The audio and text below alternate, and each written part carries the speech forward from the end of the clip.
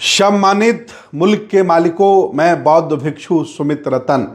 अभी अभी खबर आ रही है, उदयपुर में चित्तौड़ के किले पर संविधान के भारत में, लोकतंत्र के भारत में विधायक राजा बनने जा रहे हैं। राज तिलक की तैयारी है। इन्हें शर्म नहीं आती। अंग्रेजों से ये कूटे गए, मुगलों से ये कूटे गए। इन्होंने भारतीय समाज को अलग अलग भागों में बांटा। जबरदस्ती बड़ी आबादी से हथियार छीनकर जबरदस्ती क्षत्रियों को तलवार चलाने का अवसर प्रदान किया। कई बार घेरे गए, मारे गए। कई बार युद्धों में यह देखा गया कि जो लड़ने वाले लोग थे वो कम हैं और दर्शार्थी ज्यादा थे। उस युद्ध को देखने वाले ज्यादा थे।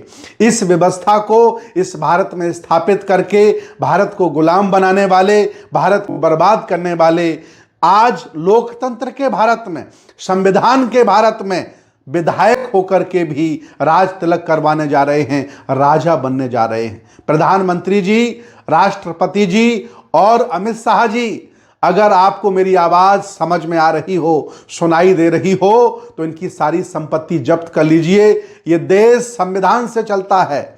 ये देश में लोकतंत्र है, राजशाही नहीं है। मैं बार बार चिल्लाता रहता हूं कि भले ही लोकतंत्र देश में आ गया हो, लेकिन आज भी सामंती सोच के लोग, अपने आप को ऊंची जाति के मानने वाले लोग, कुछ ओबीसी के लोग अपने आप को जबरदस्ती राजा समझ करके बैठे हैं। ये देश संविधान से चलता है। यहाँ लोकतंत्र है। यहाँ एमपी एमएलए बनते हैं। वोट के अधिकार से यहाँ जनप्रतिनिधि चुना जाता है। अब यहाँ राजा नहीं बनता, फिर ये राज तिलक कैसा?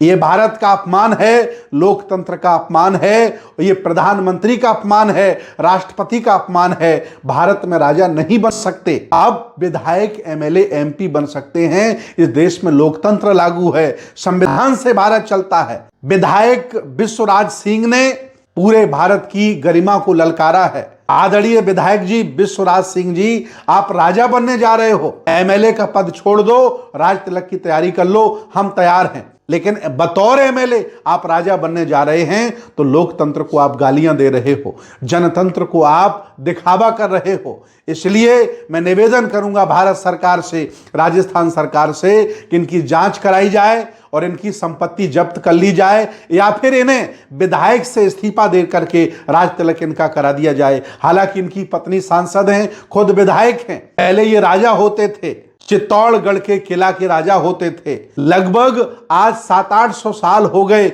वहां कोई राज तिलक नहीं हुआ। लेकिन फिर इनके मंसूबे इतने ज्यादा जबरदस्त बढ़ गए हैं कि फिर ये राज तिलक की तैयारी कर रहे हैं। संविधान के भारत में राज तिलक होना अपमान है। लोकतंत्र के भारत में राजा नहीं चुन सकता।